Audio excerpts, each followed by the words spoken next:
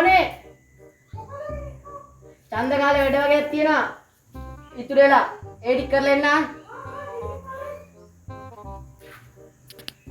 සූගිරිය වරෙන් ඉන්න මන්ත්‍රීතුමා එනවා.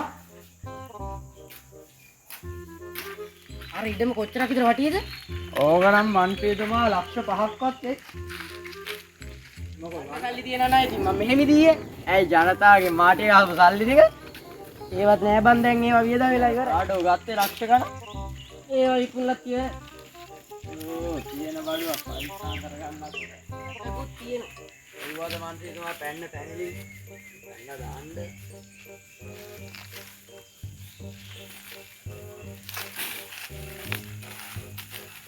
මට කැලෑවක් මේ මන්ත්‍රීතුමා.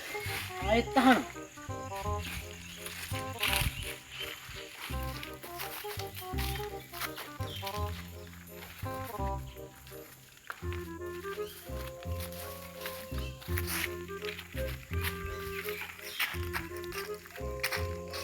ගෙදර කවුද?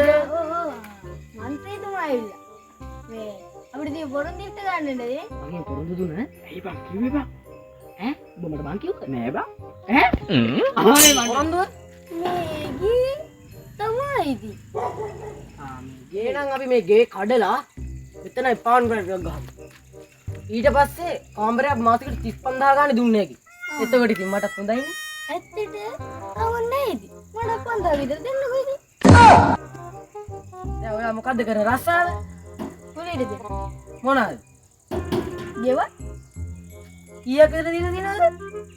11ක් විතර මම හිතන්නේ. දැන් ඔයාගේ ආදායම කීයක් විතර එනවද? මම හිතන්නේ 3මාර 4ක් වගේ තමයි. පෙම් සිත රිදුනා